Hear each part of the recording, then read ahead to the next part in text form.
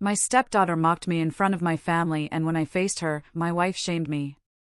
She's not your kid. Don't fix her. I just grinned. The next day, I cut off her college fees, car, and credit cards and mailed an eviction notice. Now, they realized I wasn't a dad. I was their only provider. My brother lifted his beer. The insult hit me like a physical blow, right there in front of my own family. But it was my wife, Sophia's, next words, whispered with venom, that twisted the knife and made me realize my entire world was a lie. My smile that night wasn't one of happiness, but of a man about to detonate everything. The air in my living room was thick with the lingering scent of good food and celebration. It was my night, the 10th anniversary of my first restaurant, and my family was gathered, surrounded by everything I'd built. My brother, Daniel, raised his beer to Michael, the one who's made it further than any of us. A genuine, proud moment. Then, my mother, trying to make conversation, turned to my stepdaughter, Chloe. "And what are you going to study? With the university he's paying for, you have the world at your feet." Chloe didn't even bother looking up from the phone I paid for. "Something worthwhile. Law, medicine. I don't want to end up being a waiter my whole life." My fork dug into the plate, a sharp, metallic scrape. Before I could even process it, she looked up, a sneer on her face. "Sorry, you heard me. Not all of us can settle for serving food and cleaning tables." My mother choked. My father stopped eating. The contempt in her voice was visceral, cutting through the celebratory atmosphere like a razor blade. "That was completely out of line," I managed to say, feeling rage rise in my chest like lava. Sophia glared at me, as if I were the problem. "She's not your daughter, so shut your mouth. At least she knows what she wants, unlike you who got stuck serving plates." The blow was perfect. In front of my entire family, she trampled on everything I was, everything I had built. Every word was a hammer blow to my dignity. I just smiled slowly, a chilling, almost primal realization dawning on me. The clarity was brutal and final. "You're right," I said, my voice eerily calm. "I'm nothing to her." The next morning, I called my manager. "I'm not coming in today. Take care of everything." "Everything okay, boss?" he asked, sensing the unusual tone. "Yes," I replied, "I just have to deal with something personal." I sat down at the computer with a cup of coffee that went cold, untouched. I needed to understand exactly what had been happening in my own home. While I waited for the bank's page to load, memories hit me like a waterfall. The times I had tried to set basic rules with Chloe. "No phones at the table," I'd said once during dinner. She hadn't even looked up. Sophia immediately jumped in, "You're not her father. You have no right to correct her." Or the time Chloe came home at 3 a.m. on a Friday and I asked where she'd been. She looked at me like I was trash and said, "Why do I have to explain myself to you?" Sophia, of course, backed her up. "If you have a problem with her, you deal with me." Every single time I tried to exert any kind of authority or simply ask for basic respect, they shut me down and made me look ridiculous. Chloe had quickly learned she could ignore me without consequence, and Sophia made sure of it. I should have seen it coming, but I always justified it. "It's normal," I told myself. A rebellious phase because I'm her mother's new partner. She hasn't fully accepted me. And it was the same with Sophia. She was a single mother for so long that it's hard for her to let someone else into her daughter's care. I always found excuses for their behavior. The signs were there from the beginning, but I ignored them. I opened the credit card statements for the last 6 months. The first charge that caught my eye was a recurring one, the Grandview Inn, always on a Tuesday or Thursday, always when I was at the restaurants, about $50 each time. And that's when it all brutally clicked into place. Those were the exact days of their mother-daughter outings, the doctor's appointments, the family shopping trips, the activities they needed to do together. It was all a lie. A perfectly orchestrated facade. My stomach dropped like a stone. My money was funding their hotel meetups while I worked like an idiot, believing I had a united family. Chloe was her perfect alibi. I kept scrolling. Purchases at Westwood Emporium for thousands of dollars, watches, designer shirts, expensive perfumes. Gifts I had never seen, much less received. But what really destroyed me were the transfers. Sophia had been moving money from our shared account to a personal account I didn't even know she had. 2,000 here, 3,000 there, always with vague descriptions like household expenses or family shopping. 23 transfers in 6 months, over $30,000. The pattern was perfect. Hotel on Tuesdays, transfers on Wednesdays, shopping on Thursdays. Like clockwork. I closed the laptop and leaned back in my chair. The infidelity was obvious, but who was it? My mind raced through the possibilities. Someone from work, an acquaintance, a complete stranger. The uncertainty ate me up inside. One thing was clear, I needed solid evidence, not just suspicions. That afternoon, I went to an electronics store. I need a high-end security camera. The best you have. For indoor or outdoor? The clerk asked.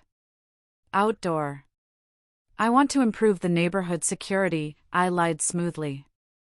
$100 later, I had a camera that could record in 4K with audio. I installed it discreetly, pointing it at my front door, hoping it would give me the answers I so desperately needed. I didn't have to wait long. On the third day, while reviewing the footage on my phone from the restaurant, I saw him. It was our next-door neighbor, Ethan, casually walking up to my house 10 minutes after I had left. He had a key. The same Ethan who always greeted me with that overly friendly smile when I left for work. He was supposedly happily married to an elementary school teacher. 2 hours later, he walked out, adjusting his shirt. It all fit together like a punch to the gut. The strange familiarity I had ignored for months. The casual conversations in the garden, the overly cordial greetings. But there was more. I kept reviewing footage from previous days, and there was the complete pattern. When Ethan's wife, Olivia, left early for work, he would wait for me to leave before coming to my house. On the days Olivia stayed home, Sophia and Chloe would go shopping. I cross-referenced those dates with the hotel charges. Every single time, it matched perfectly. The realization broke me. Chloe didn't just know about the affair, she was an active accomplice. Her insult during dinner had been cruel and dismissive, but now it hurt differently. She hadn't just humiliated me in front of my family, she had done it while covering up her mother's betrayal. That night, I searched for Olivia's profile on Facebook. A genuine smile, family photos that breathed normally. A woman who had no idea her husband was sleeping with the neighbor with my money. I took screenshots of everything. Bank statements, camera recordings, transfers. I organized every piece of evidence by date and time. I called my lawyer. I need an urgent consultation regarding asset separation in a common law marriage and fraud. Fraud? He asked. Someone has been diverting money from our shared accounts without my consent. I want to know what my options are. The appointment was set for Friday. Friday morning, my lawyer got straight to the point. Technically, there's no marriage, so there are no marital assets to divide. But the fraud is another story. If you can prove she used your money without consent for purposes that harm you, I have the proof. Then you have the right to recover that money and more. You can also proceed with a civil suit against both of them for moral damages. And if they live on my property? If she doesn't pay rent and isn't on the lease, you can start eviction proceedings. 30 days. I walked out of that office with crystal clarity. It wasn't just about the money or the infidelity. It was about respect, the deliberate humiliation, about that phrase, "I'm nothing to her, she was right." I was nothing to them. I was the owner of everything they had. That night at dinner, as if nothing had happened, Sophia told me about her day. Ethan was helping me with some heavy boxes. Such a helpful neighbor. I smiled and nodded. Yes, he's very helpful. While she talked about plans for the weekend, I discreetly pulled up my phone under the table. I opened the banking app, navigated to the credit card section, and with 3 cold, precise taps, I canceled every supplementary card in her name and Chloe's. I looked up and smiled at her, nodding along to whatever she was saying. The game had begun. On Wednesday night, my phone rang. It was Sophia, but not the calm voice I knew. This time, she was furious. What the hell happened with the cards? I tried to pay for dinner, and my card was declined. You have no idea the embarrassment you put us through. The bank is investigating some unrecognized charges, I replied with the coldest calm I could muster. I canceled the cards 2 days ago. Sorry I didn't tell you, but it all happened very fast. Unrecognized charges? What kind of charges are you accusing me of?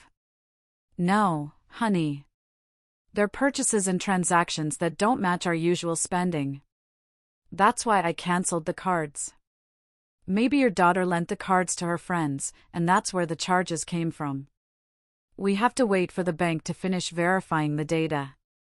There was a long pause. How long is this going to take? It could be weeks. It's an exhaustive process. I heard her take a deep breath, fighting for control. And in the meantime, you have to give us money. We're your responsibility. You are our provider. I'll give you something for the supermarket tomorrow. For the supermarket? Seriously, we need more than that, honey. It's what I can do while this all gets sorted out. As soon as the bank finishes its investigation, we'll go back to normal. I just need us to be patient. She hung up without saying goodbye. The following days were a symphony of complaints. Chloe grew increasingly frustrated because she couldn't maintain her lifestyle.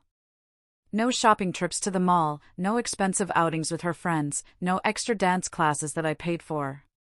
Friday afternoon, the decisive moment arrived. I walked into the house with a smile I couldn't hide. Why are you so happy? Sophia asked suspiciously. I made a difficult but necessary decision, I announced. I sold your daughter's car. The silence that followed was deafening. What? Chloe appeared out of nowhere, her eyes wide. You sold my car. If we're having financial problems, we have to make sacrifices, I explained, maintaining my calm. The car is a luxury we can't afford right now. How could you do this to me? Her voice broke between fury and tears. That car was mine. It was a car I was paying for, I corrected her. If I can't keep up with the payments, I have to sell it. Then came the speech I had been waiting for since that night at dinner. This is ridiculous. I can't live like this. Wait, are you saying we won't have money for a while? But for how much longer? University registration is coming up and you know I'm not going to a public one. My education has to be the best if I want to get further than you. There it was. Pure, undisguised contempt. I don't know why my mother is still with you. If you can't even pay for my education, you're a failure. I'm doing the best I can in a difficult situation, I replied with a calmness that surprised even me. The following Monday, real panic set in. Chloe ran into the house, phone in hand, her eyes watery. The university tuition payment was declined. They said if we don't pay in 72 hours, I'll be dropped from all my classes. Sophia looked at me with absolute panic. You have to fix this now. I can't, I said, shrugging with the most sympathetic expression I could feign. With the bank investigation, I've had to freeze all large payments. It's security protocol. It's over $15,000 per semester. Chloe was trembling. You can't leave me like this. I'm very sorry, but it's out of my hands. You'll have to wait for the investigation to be resolved. But I'll fall a whole semester behind. Maybe you can get a job in the meantime to help with expenses, or consider a more affordable university temporarily. Her face turned red with indignation. That night, I heard her crying in her room while she told her mother everything. It didn't take 5 minutes for Sophia to come for me. "Oh, no, you don't." Her voice echoed through the house. "You have to pay for your daughter's university." There it was again. Your daughter when she needed money, but she's not your daughter when she wanted to humiliate me. Honey, you know I'd do anything for her if it were in my hands. But don't give me excuses. She is your responsibility. You can't ruin her future because of your financial problems. They're not my problems. It's a bank investigation. I don't give a damn about the investigation. Get the money from wherever you have to. I looked at her with the most pained expression I could manage. I'm doing everything I can. As soon as this is resolved, it will be my priority. But inside, I was smiling. While I maintained my facade as a husband overwhelmed by financial problems, I had escalated my surveillance. I installed cameras inside my own house in addition to the one outside. If Ethan and Sophia were going to use my home for their encounters, I was going to document every second. On Wednesday afternoon, while reviewing the footage from the restaurant, I heard the conversation that changed everything. Ethan was in my living room talking on the phone. His voice came through clearly from the hidden camera. "Olivia, honey, we need to talk." "Seriously?" "No, it's not about the money. It's about us." A long pause. "Yes, I know you just found out about the pregnancy, but I have to be honest with you. I'm not sure I'm ready for this. My job situation isn't stable, and with a baby." My heart stopped. Olivia was pregnant, and Ethan was looking for excuses to leave her. Sophia's voice interrupted from the kitchen. "Was that her?" "Yes, she's pregnant." "And what are you going to do?" "I already told you I want to be with you, but you need to make up your mind once and for all. I can't keep waiting while you play the perfect wife with him. It's not that easy, Ethan. He's in a better financial position than you." "So, this is about money?" "No, but I have to be realistic. That's why I've been saving money on the side just in case I decide." There it was. The confirmation of what I had suspected. Sophia was using me as a financial plan B while she decided whether to leave me. Ethan was pressuring Sophia to leave me while his pregnant wife waited at home, unaware that her husband planned to abandon her. That night, I couldn't sleep. For the first time since this nightmare began, I faced a genuine moral dilemma. Should I tell Olivia the truth? I would have wanted to know. She had the right to know that her husband was not only cheating on her, but also planning to abandon her while she was pregnant. But was it fair to destroy her world at such a vulnerable moment? Then again, Ethan was going to destroy her world anyway. The only difference was whether she found out now or later when she was further along in her pregnancy. Did I have the right to decide what was best for her? Or did I have a moral obligation to tell her before Ethan left her? The answer came when I remembered my own experience. I would have wanted to know from day one. Olivia deserved the same opportunity to make informed decisions about her future and her baby. On Thursday morning, I received the call I had been waiting for. "We have everything we need," my lawyer told me. "The evidence is solid. We can proceed with the civil suit and execute the eviction order whenever you give the word." "Are you sure it's enough?" "More than enough. The unauthorized transfers, the recordings, the bank statements. It's a solid case." I hung up and felt a strange calm. It was time to design the perfect ending to this nightmare. That night, I sat down at the computer. It was time to act. The eviction would be carried out on Friday morning. But first, I needed to talk to Olivia. On Thursday afternoon, when I knew Sophia and Ethan would be at the Grandview Inn, I walked over to the house next door. My heart was pounding as I knocked. Yes. Olivia opened the door. She looked tired and pale. Excuse me, ma'am. I'm your next-door neighbor.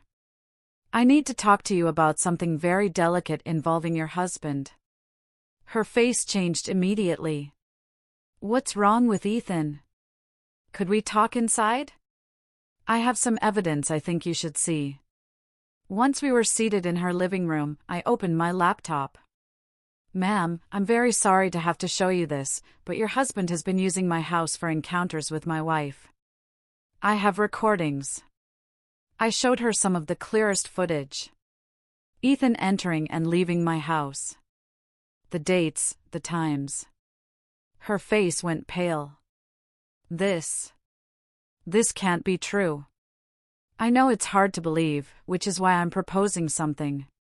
Tomorrow, you and I will pretend to leave for work as usual, but we'll come back in half an hour. They will be here in my house. We're going to catch them red-handed. Olivia looked at me with a mixture of pain and determination. Are you sure? Completely. It's the only way for you to see the truth with your own eyes. Olivia was trembling slightly. Why are you telling me this? Because I'm a victim here, too. And because I believe you have the right to know, especially now that you're expecting a baby. She was silent for a long time, processing the information. What time? Tomorrow. You have to leave tomorrow as if you're going to work normally. I'll do the same, but instead of leaving, we'll wait and come back 30 minutes later. By then, they'll be comfortable and relaxed. Olivia processed the information. 30 minutes? Exactly.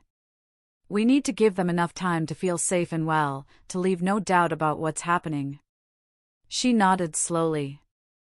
I understand.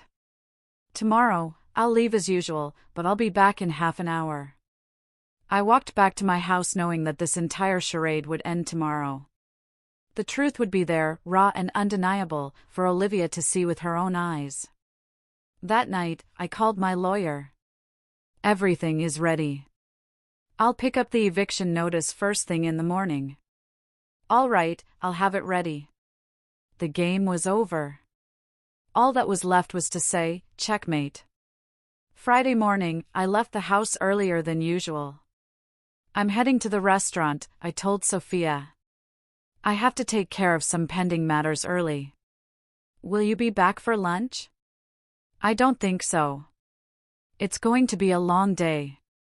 First, I stopped by my lawyer's office to pick up the eviction notice.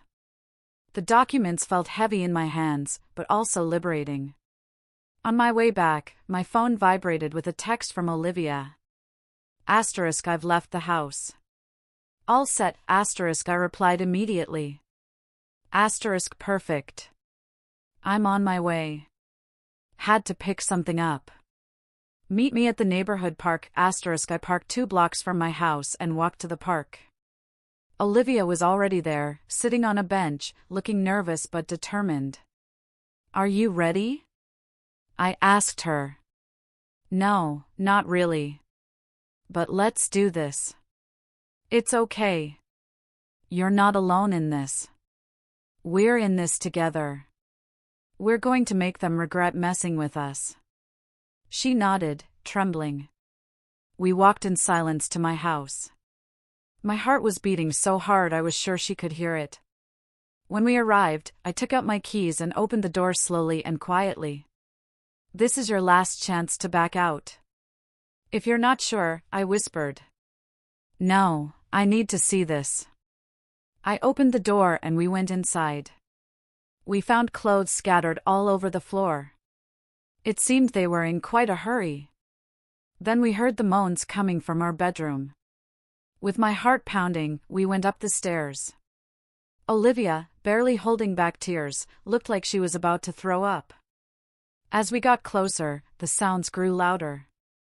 I thought I might throw up, too. The sound of the door opening made them turn. I saw the exact moment the color drained from their faces.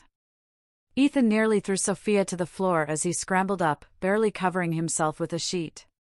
She was frozen with her mouth open, desperately trying to cover herself with a pillow. No! No! This can't be happening. Sophia stammered, looking between Olivia and me with wide, terrified eyes. What? How? Ethan, consumed by panic, didn't know what to say. Olivia, you were supposed to be at work. His voice came out in a high-pitched squeal, completely different from his normal tone. This isn't. It's not. It's not what you think. Olivia's voice exploded like thunder. You're screwing the neighbor. Sophia finally reacted, getting to her feet on shaky legs. Wait. We can explain this. It's not what it looks like. We were just what? I looked her straight in the eyes. Oh, don't tell me he was helping you unclog your drain, I said, a bitter laugh escaping me. I don't know how you plan to explain this when we've clearly seen you. Do you take us for fools? Ethan had turned pale as a ghost. He was literally shaking. Olivia, baby, please let me explain. This was a mistake, a moment of weakness. Olivia looked at him with absolute contempt. Weakness? I'm pregnant, Ethan, and you're here with this. She walked towards him, pulling out her phone. But don't worry, my lawyer will make sure you pay every cent of child support. I'm taking the house, the car, even your pension. Don't think you're getting out of this unscathed. She turned towards the door. Enjoy your new life of being broke. Wait. Ethan tried to follow her. Get away from me. Olivia spun around. The next time you want to talk to me, it will be through my lawyer. She left the room. I heard her footsteps going down the stairs, then the slam of the front door. Ethan ran out after her, still desperately looking for his clothes. And just like that, I was left alone with Sophia in the room we once shared. The silence was so thick, I could feel it crushing my chest. Sophia broke the silence first. Please, can we talk about this? I pulled the eviction papers from my pocket and placed them on the bed right where she had been with Ethan minutes before. Eviction notice. You have 48 hours. Her hands trembled as she took the papers. This can't be real. It's very real. It's signed by a judge. You can't do this. This is my house, too. No, this is my house. You are an occupant without a rental agreement. I looked her straight in the eye and added, and a thief. A thief? Her voice broke. $30,000. Unauthorized transfers from our shared accounts. I have it all documented. She collapsed onto the bed. I was going to pay it back. When? After you ran off with him? I pointed to where Ethan had been. Oh, but he doesn't want you anymore. He used you, just like you used me. I took out my phone. Want to hear the recordings? I have everything documented. What recordings? Her eyes widened in horror. You didn't know? We have cameras in the house, the bank statements, everything. I put my phone away. The bank problems, the investigation, it was all a lie. I've known for weeks. But you kept acting normal. You talked to me. You ate with me. Her voice trailed off.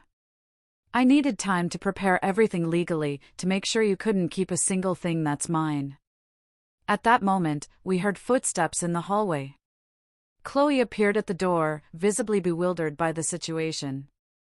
Mom, what's going on here? She saw her mother half naked on the bed. Your mother has been having an affair with the neighbor for 6 months, I told her bluntly. Chloe looked at me, then at her mother. That's a lie. Sophia didn't know what to do or say. And you knew, I added, the mother-daughter outings, the hotels. Chloe lowered her head, unable to deny it. As they say, silence speaks volumes. So, you knew the whole time. It wasn't a question. I took the papers from the bed and gave them to her. You both have 48 hours. What? Chloe snapped her head up. You're kicking us out? It's an eviction order signed by a judge. I handed her the papers. By the way, tell your mother to watch the mail.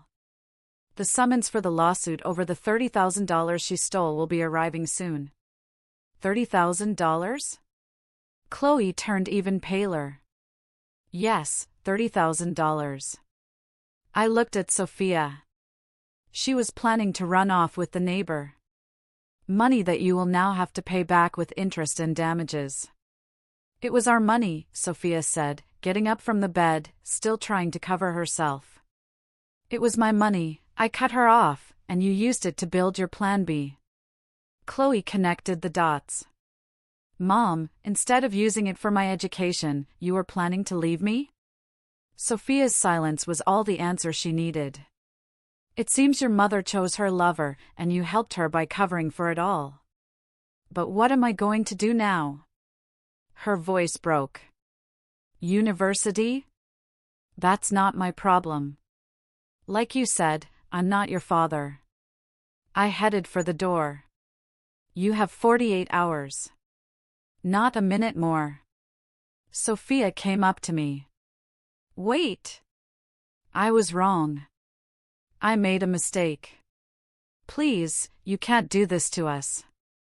We can try again. No, this is over. I deserve more than a woman like you. I turned to leave. I love you, she shouted desperately. I can change. We can start over. I stopped in the doorway. You don't love anything but my money. The only difference is now it's gone. And us? What? Where are we going to go? That's not my problem anymore. I went downstairs without looking back. I heard Chloe crying. I heard Sophia screaming at me. I heard all the chaos I was leaving behind. But I just kept walking. I walked out of my own house for the last time as the man I had been. When I returned in 2 days, I would be the absolute owner of my life and my property. And they would have to discover who they were without my money, without my house, without me. It's been 2 months since I kicked them out of my house. I stayed in a hotel for those 2 days while they packed. When I came back, the house was empty, but intact. At least they had the decency not to destroy anything. Olivia followed through on every threat. Ethan lost the house in the divorce, the car, and is paying child support that has him working 2 jobs. My ex-wife and her daughter had to move into an apartment on the other side of the city.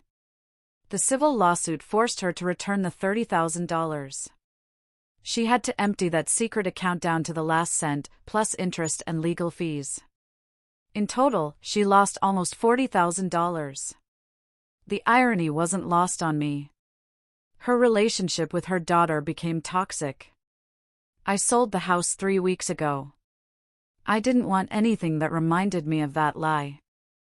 I bought a larger apartment in a better area, the kind of place I used to think I didn't need. Now that I'm not supporting 2 people who despised me, I can afford certain luxuries. Business is better than ever. I'm considering opening a 3rd location. Yesterday, I received a text from Chloe from an unknown number. I'm sorry. I made a horrible mistake. Please, I need help with university. I promise I'll pay you back everything when I graduate. I read it twice. I remembered that dinner. I don't want to end up being a waiter my whole life. I deleted it without replying. Did I go too far, or was this the only way to reclaim my life?